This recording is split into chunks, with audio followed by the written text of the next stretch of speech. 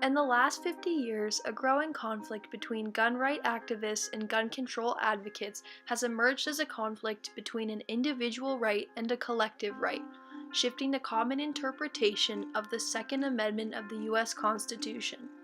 With the extreme polarization on the issue of gun control both in American public opinion and the political world, will it be possible to find a compromise to address the need to protect our society against the exploding gun violence?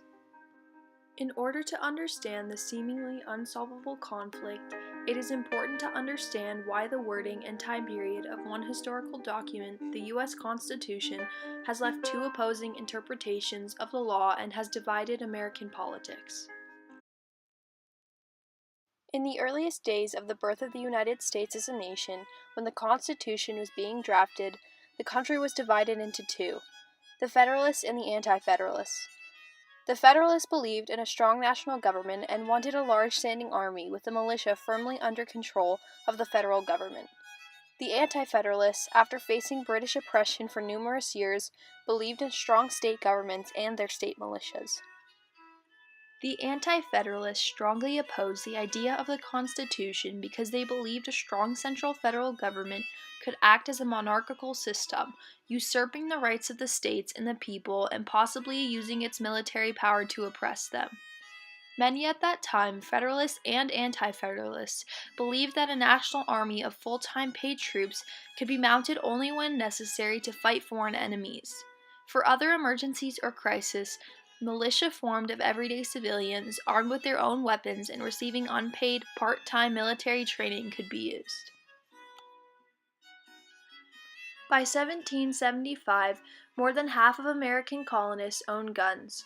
More Americans owned guns than shares or books.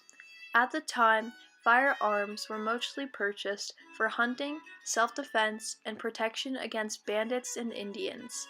They were also used to reinforce domain over property, and for Southerners, property meant slaves. The main utilization of guns in the South was not focused on combating an overpowerful government, but rather enforcing rules on slaves to ensure that they would not run away or riot. Federalists passed the amendments of the Bill of Rights as a compromise to calm the Anti-Federalist fears and to successfully ratify the Constitution. The Constitution and the Bill of Rights were ratified in 1791. The Second Amendment of the U.S. Constitution reads, "A well-regulated militia being necessary to the security of a free state, the right of the people to keep and bear arms shall not be infringed." For almost 200 years, the Americans paid little attention to the Second Amendment. It was rarely used in court proceedings, and its common interpretation was rarely disputed. Today, it is quite the opposite. The conflict has risen from each party focusing on either the well-regulated militia clause, the collective right defended by gun control advocates, or the right of the people clause, the individual right fiercely defended by the gun right activists. In the last 50 years, there has been a drastic shift in the American gun culture and opinion towards the Second Amendment. The issue of gun control has been used by the National Rifle Association and the gun rights activists to support or disqualify political candidates in upcoming elections based on their support to the Second Amendment. Conservative politicians with the powerful lobbying of the National Rifle Association and conservative scholars have convinced the American people that until now the Second Amendment has been wrongly interpreted and should be re-examined under its original intent of a strict construction.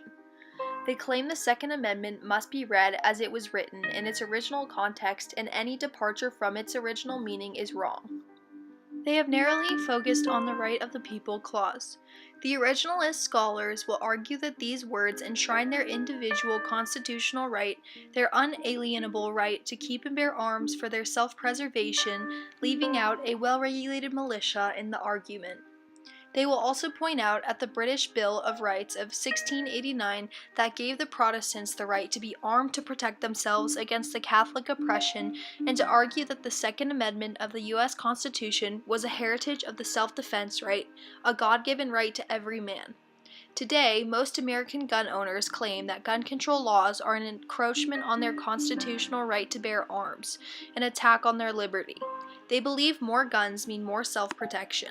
The shift of the conservative position in the gun owners towards the originalist interpretation of the Second Amendment culminated in 2008 and was set in stone by the U.S. Supreme Court ruling in the Columbia v. Heller case. As expressed in Justice Antonin Scalia's opinion, the 5-4 majority justices concluded that the language and history of the Second Amendment show that it protects a private right of individuals to have arms for their own defense, not a right of the states to maintain a militia. This is an unprecedented shift in the position of the judges who until then overwhelmingly read the Second Amendment as an authorization of the states to form militia. Indeed, the gun control advocates will point out a well-regulated militia being necessary for the security of a free state clause, to argue that the right to keep and bear arms refers to a civic duty to protect the security and order of the state, an individual right in the context of a collective body for a collective cause. They will point at the crucial role that the militia played at the birth of America and in its infancy when called upon. As expressed by the 4 justices in their dissent to the Heller ruling, the Second Amendment protects only the right of the people of each of the several states to maintain a well-regulated militia. They also argue that even if the Second Amendment did protect an individual right for self-defense, it shouldn't be interpreted as forbidding the government to ban handguns. For most of American history, regulation of guns was a matter of state law. Before the introduction of the 14th Amendment in the Constitution and the development of the doctrine of incorporation, the Second Amendment applied only to the federal government, leaving the states regulating the guns as suited.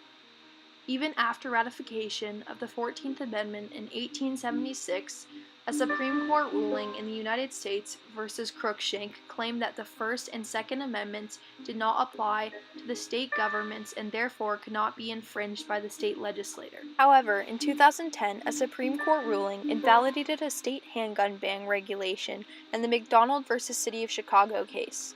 The court reasoned that because of its holding in the Heller case, the Second Amendment applied to the states. Justice Samuel Alito stated that rights that are fundamental to the nation's scheme of ordered liberty, or that are deeply rooted in this nation's history and tradition, are appropriately applied to the states through the 14th Amendment. The court recognized in Heller that the right to self-defense was one such fundamental and deeply rooted right. In the 20th century, with the growing urbanization of the cities, state-level regulation became insufficient to respond to gun violence. During the Prohibition, a wave of violence caused by gangsters like Al Capone erupted throughout the U.S. It prompted Franklin Delano Roosevelt to sponsor the National Firearms Act, the first federal law that authorized the taxation of certain types of guns. In 1968, after the assassination of John F. Kennedy and Martin Luther King, the Congress enacted the Gun Control Act, one of the most comprehensive gun control laws in history. It banned the possession of firearms by felons and drug users, regulated the interstate commerce of firearms, and required licensed gun dealers to report gun sales. The next significant law was the Brady Bill, passed in 1993, that mandated a background check on buyers before a firearm purchase from a federally licensed dealer, manufacturer, or importer. The bill was named after James Brady, the press secretary under Reagan, who was shot during the attempt of President Reagan's assassination in 1981. Since the massacre of Columbine High School in Colorado, mass shootings in schools and other places have occurred at a faster pace, with more violence and more deaths. Today there are about 35,000 people who die every year from gun violence. Today, extreme positions on both sides of the argument seem to dominate the debate, and yet it doesn't reflect the majority of the American public opinion. Although most Americans have relied on the police and law enforcement for their safety, it is incontestable that a clear majority, even within the gun control advocate community, sees the Second Amendment as a self-defense right and thus recognizes the right of the people to own guns. The Heller and McDonald U.S. Supreme Court rulings have ingrained the right to keep and bear arms as a fundamental individual right that can't be infringed at the federal and state levels. It doesn't mean, however, that common sense laws should not be enacted. After all, not many people argue that buckling a seatbelt is absurd. Sensible limits and reasonable measures born from the desire to increase public safety are not absurd and should not be discredited for the sake of encroaching our liberty. Let's not forget that rights come with responsibilities, and it is the responsibility of our government to bound our rights by some reasonable limits to make our society safer, and it is our responsibility as citizens to make sure that these laws are reasonable and common sense.